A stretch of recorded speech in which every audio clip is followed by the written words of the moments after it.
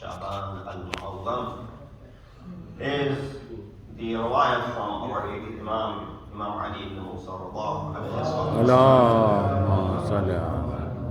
where Imam says when one of his companions by the name Abdus Salam ibn Salih al-Harabi, he said, I entered upon Imam Radha, and it was the last Friday from the month of Shaban. Imam said to me, Ya Aba Salt, Inna Shabana qad mada aktharu.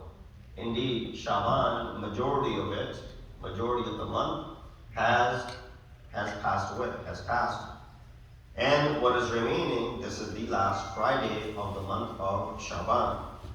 فَتَدَارَكْ فِيمَا بَقِيَ مِنْهُ. Now make sure that you preserve whatever is left from this great month. مِنْهُ تَقْصِيرَكَ فِيمَا مَضَى مِنْهُ. And refrain and control your taqsir, meaning your shortcomings, your mistakes, before it's too late. Now we look at, and the reason of course I chose it, this is the last Friday from the month of Shaban, and next Friday inshallah will be the month of Ramadan. And with that said, Imam is giving us an important message, how to start preparing for that month. Now when we prepare, you understand how preparation begins at houses. I'm sure all across the globe, not just here, but all across the globe, people start preparing for the month of Ramadan. How? For example, by stocking up food maybe, I don't know, by stocking up things that might be short later on, for example, or someone who has to prepare for the entire month and take care of the food. They go ahead and buy the food items that are necessary from right now so that they don't run out last minute and things are not short. Other preparations involve, for example, a center or a masjid or a mamlaka to start preparing their facility to welcome the guests of Allah subhanahu wa ta'ala in large numbers on a daily basis. For example, it would involve getting all the volunteers together and giving each one of them a task so that you're involved for this, you're responsible for this, and you're responsible for that. So different people, all of us, sort of anticipate the beginning of Ramadan and we prepare ourselves in one way or the other. With all that preparation that is going on, primarily for the physical aspect of our existence, what to eat, where to sit, what the place would be like, all that stuff, we need to focus on what Imam is saying over here, the spiritual aspect of preparation of the month of Ramadan. Now, while you might be doing all the other preparations which are equally important, but this is much more important, if not, that you fail to prepare yourself spiritually for the month, and all you did was to take care of the physical aspect of the month of Ramadan. So Imam says, indeed, majority of Shaban has passed. This is the last Friday. Tadara, meaning close off, turn off, or to saddun naqs, it's how translated as, put a barrier as far as your naqs or your defects are concerned. Islah, make sure that you go ahead and do Islah, correct the mistakes before it is too late. And then Imam continues by saying, وَعَلَيْكَ بِالْإِقْبَالِ عَلَى مَا يَعْنِيكَ وَتَرْكِ مَا لَا يَعْنِيكَ. So of course, we said, well, Imam, what do you mean? This is a very ambiguous statement. It is a very open-ended statement. Can you explain and elaborate as to what do you mean that we should do tadaruk of this month? What does that include? Imam says you should welcome that which matters to you, good, and refrain which does not concern to you, lah or batil. So that is one way of looking at it. You should anticipate the good and you should refrain from that which is lahav and batil. And then Imam gets into further, intricacies of it, and then juz'iyat of what should you be doing. So no one should have any excuse saying, oh, I don't know what to do. No, Imam is giving you exact details as to what should you be doing for the preparation. So وَأَكْثِرْ مِنَ الدُّعَاءِ وَالْإِسْتِغْفَارِ وَتِلَاوَةِ الْقُرْآنِ. Increase your supplications, increase your istighfar, and increase your recitation of Quran. And to an extent, We all do that. This is something which you'll say, well, you don't really need to tell me that I need to read more Quran. I already read more Quran. People get in the mood of reading Quran more often, especially in the month of Ramadan. You don't need to tell me to make more dua. Every day if I'll be breaking the fast with community together and I'll be praying in Jamaat and there'll be dua, I'll be making supplication already. And as far as the istighfar is concerned, daily recitation of dua, if that's the best way of seeking repentance and istighfar from Allah subhanahu wa ta'ala. So that is something which is already understood. And then Imam says, وَتُوبِ إِلَى اللَّهِ مِن ذُنُوبِكَ لِيُقْبِلَ شَهْرُ اللَّهِ عَلَيْكَ وَأَنْتَ مُخْلِصٌ لِلَّهِ عَزَّ وَجَلَّ. Return to your Lord, make tawbah from your sins so that you welcome the month of Allah in the state of sincerity. Meaning what? When you walk through that door, when you are about to face what is about to come and be the guest of Allah subhanahu wa ta'ala, let go and remove all those things that might be, for example, laying some sort of wazn or a barrier or weight upon you. Remove that weight as soon as you walk into this month of Ramadan. Sallu ala Muhammad wa Allah.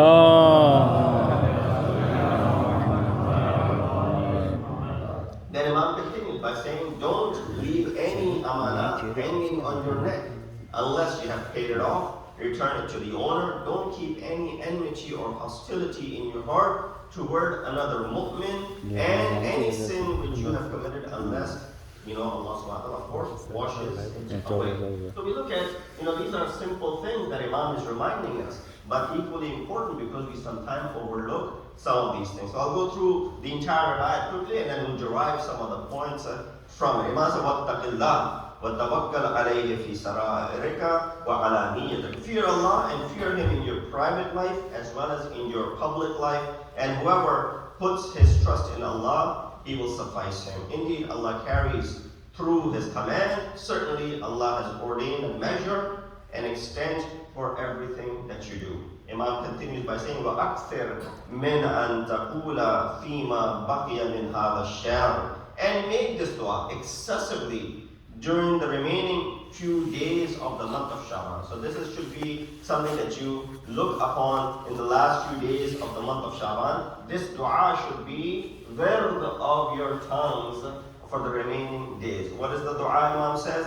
He says, make this dua. فَاغْفِرْ لَنَا فِي مَا بَقِيَ مِنْهُ إِنْ لَمْ تَكُنْ غَفَرْتَ. Allahumma, O Allah, إِنْ لَمْ تَكُنْ غَفَرْتَ لَنَا. If you have not forgiven that which we have committed فِيمَا مَضَى مِنْ شَعْبَانَ, from that which the month of Sha'ban has passed, O Allah, if you haven't forgiven me until now, for me in these few days of Sha'ban, indeed, free me or forgive me from the sins or the things that I'm carrying upon my back. So make this dua as much as you can, because the mercy and the doors of mercy of Allah subhanahu wa ta'ala are about to be open, wide open, as soon as the month of Ramadan starts. Sallu ala Muhammad wa alihi. Now 3 days prior to Ramadan, which will be, as we're expecting it to be Thursday, be the first of the month of Ramadan. So you're looking at Monday, Tuesday, Wednesday. These 3 days, keeping them in mind, 6th Imam said, Man sama thalathata ayyamin min akhir Sha'ban wasalaha bi shahr Ramadan kataba Allahu lahu sawma shahrayn mutatabi'ain. Again, this is the mercy of Allah subhanahu wa ta'ala. Where does 3 fast equal to 60? In which maths 3 equals to 60? There's no math formula that'll tell you that 3 is equal to 60. They're not just equal, they're not equal. 3 is 3, 60 is 60. And you can go ahead and do the math and division. You find out how much deficiency there is in 3 as when it comes to 60. But Imam says what? He says if you were to fast the last 3 days of the month of Sha'ban and connect it with the month of Ramadan, Allah subhanahu wa ta'ala will count that to be as if you have fasted for 2 continuous months and the thawab of fasting for 60 straight days. Subhanallah. The rahmat of Allah subhanahu wa ta'ala doesn't stop Monday, Tuesday, Wednesday. surprise. Thursday ko roza. It says a fast which doesn't bear any benefit. No, a lot of times people will fast. Aaj They will Friday, continue to fast, but of course their Saturday, fast Sunday, may not Monday, be bearing anything as far Monday, as Tuesday, the Wednesday. fruits of it are concerned. You recite this ayat all the time. You hear the ayat of Surah Baqarah which says, لَعَلَّكُمْ تَتَّقُونَ. Fast so that you become muttaqi. Someone might say, well, if that was the case, I would have become muttaqi long time ago. I have not become muttaqi thus far. Does that mean fasting is lacking something? Fasting does not fulfill the promise that it has in it? Some of us might be fasting for 10 years. Some of us might be fasting for 15, 20 years. Some of us might be fasting for 50 years sitting over here, right? So, I call myself to be mu'min, and I'm not being pragmatic about it, or I'm not showing, inkisari or ajizi, humility, that I don't see the athar of taqwa developing in me. And so, the ayat of Quran is correct. Allah subhanahu wa ta'ala, when He says, fast so that you become muttaqi, you do become muttaqi when you fast. But when you fast according to the conditions set by Allah subhanahu wa ta'ala, to highlight that furthermore, Fatimatu Zahra, salamullahi alayha. Allah, salli ala Muhammad wa ala. And you heard this, Ma yasna'u as-sa'imu bisiyamihi idha lam yasun lisanahu wa sam'ahu wa basarahu wa jawarihahu. She said that there is no benefit. What's the benefit of fasting? If a person cannot control his tongue, his ears, his eyes, and the other body parts. If you can control them while you're fasting, then of course you won't see the athar and the effects of taqwa developing in you. So, what I wanted to mention in the last few minutes that I have, I don't know if I'll be able to get into the last few minutes, the 5 elements that devalue your fast. And the 5 elements which give value to our fast. Maybe I might not be able to get into the details of these 10 things, but at least I'll get them out there so that you can ponder over it later on. 5 elements that devalue your fast. Now these aren't necessarily the things that break your fast. That'll be a separate story. That'll be a different story. Something that breaks the fast. The fast is already gone. Here you completed the fast, physically speaking. You stopped eating when you had to stop eating. You broke the fast when you were allowed to break the fast. You didn't do anything throughout the day which would compromise this fast. So we're talking about something which did not invalidate the fast, but devalued your fast. So fasting has a value. Now, how does it lose the value? These are the things mentioned in the Kalam of Masumi. Number 1, Imam says, bad thoughts. Just the thoughts that come to your mind, something that can devalue your fast. Fasting is in the physical sense, means being obedient in abstaining from food and drink and all those things which break your fast from dawn till dusk. But spiritually, it means controlling the 5 senses from doing anything unpleasant, as well as keeping the heart pure from any bad thoughts. So something, thoughts, how do you control your thoughts? Can we be penalized for our thoughts? No, you're not penalized. There's no penalty for something that you thought in your mind. No rule book or law book will go ahead and punish you for thinking. Now, nobody can read your mind, but if you go ahead and tell people this is what I was thinking, yes, maybe you might be apprehended before the crime is committed. But nobody is going to go ahead and punish you for the bad thoughts. So only Allah subhanahu wa ta'ala is someone, alimun bidat as-sudur, who has complete knowledge of what is hidden in the heart. He knows what your intentions are. He knows what is running through your head. I've said this before, and you've heard it before, so forgive me for reminding you and repeating this, that Hazrat Isa ibn Maryam, salamullah alayhi, he said that to his companions, he said, Moses told you to refrain from committing adultery. I am telling you to refrain from thinking about committing adultery. Difference between the two. Moses said, stay away from this evil act. It is forbidden, it is haram. I'm telling you to refrain from even thinking about committing this evil act. There's a difference between the two. What's the difference? And then, of course, one of the scholars, Abdullah Qarati, he gave an example. He said, imagine you have this larger room, but a smaller room, 8 by 10 room, you freshly painted with a bright color. Now, if you were to go out and build fire inside that room, and you'll be careful because you don't want to burn down the room, but you build fire inside the room, Even if you don't burn down the walls, just building the fire inside the room, what are you going to do? The ashes will fly, the flames will fly, and they can go ahead and stain the fresh paint in the room. The walls will be tainted with the fire and the ashes that are flying from it, right? So therefore it says, even if you don't burn down the building, just the fact that you built a fire inside, meaning you put something in your mind, you corrupted the walls. Same thing is when you think about this action, you're corrupting your mind. And therefore refrain from even thinking about it, having this bad feeling. So as far as the bad thoughts are concerned, that is something which goes ahead and devalues your fast. Number 2, impure morsel and effects. Fast must be void of any doubtful food. Now, I'm not talking about during the day when you're fasting you eat anything. No, before beginning your fast and after breaking your fast you eat something which is doubtful. All day long you did is ibadat, now you're consuming something which is probably not halal for you to eat. That devalues your fast as well. Number 3, maligning or slander or defame. Fast is destroyed. Prophet of Islam, Muhammad Mustafa.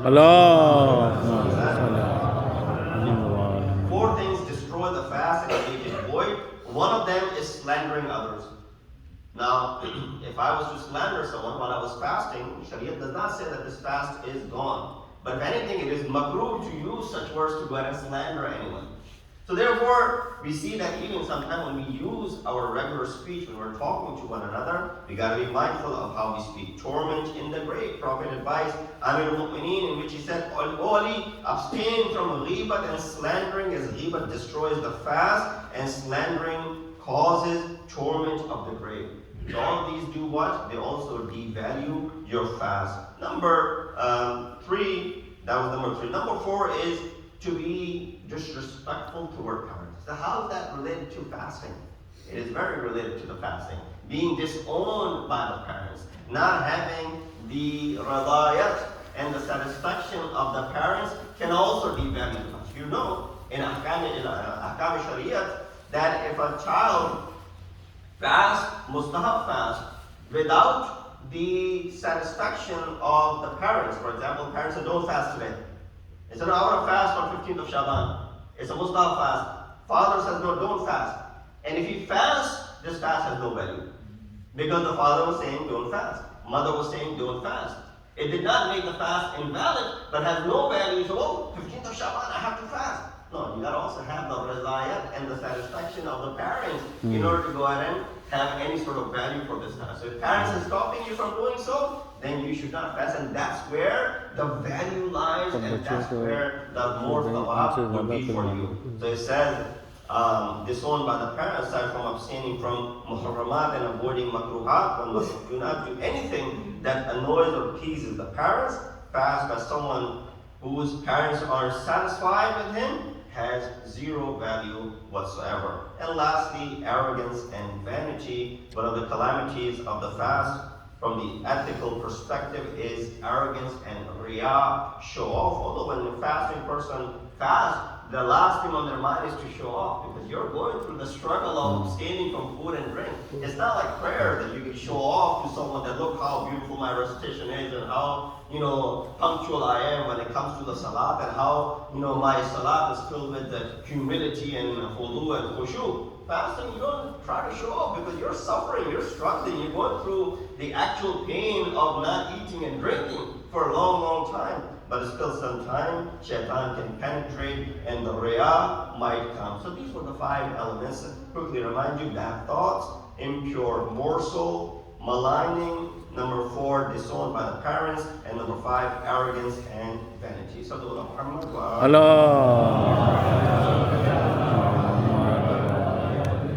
5 things that give value. I'll just list. I won't go into the depth and the details of it. Number 1, Imam Shanasi and yes.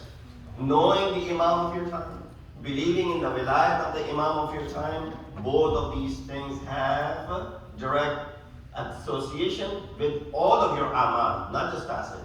Let me tell you a hadith which all of you have heard, then you can connect the 2 things. Man mata wa lam ya'rif imam zamanihi مَاتَ مِيتَةً جَاهِلِيَّةً. Whoever left this world, died, did not have the recognition of the Imam of the time, did not believe in the vilayat of the Imam of the time, did not have Imam Shanasi, died a death of an ignorant person. So that ignorant person, does his fast have any value? No, of course not. There's no value of the fast of such an individual. And there's some other riwayat in this regard to further prove this point. Number two, that which gives value to your fast is God-fearing. Wara. Remember, when Rasulullah gave that khutbah of Shaban, Amir al-Mu'mineen asked Rasulullah, "Oh Rasulullah, what is it that we can do to make our fast better?" Rasulullah said, "Al-wara." Make sure that you abstain from that which is haram, not during the fast, even outside of when you have broken the fast, remain from committing anything haram. Number three, infaq, spending in the way of Allah subhanahu wa ta'ala. It's the best time when you're hungry and you're thirsty and you are going through this pain. Of course, for some, the body takes a toll, so it's a painful experience. And your heart is molded and your heart is already softened for many things. Right away, you also soften your heart and you go ahead and spend in the way of Allah subhanahu wa ta'ala. It's one of the best times to practice what is called infaq. And one of the ways of practicing this infaq is by providing food to those who are mu'mineen, and as well as those who are deserving and needy. So you see, there are a lot of places where you and I get to enjoy, full course of meal when we're breaking our fast, but many people are not that lucky. Number four, educational aspect of fasting, that if you gain knowledge while you're fasting, you learn.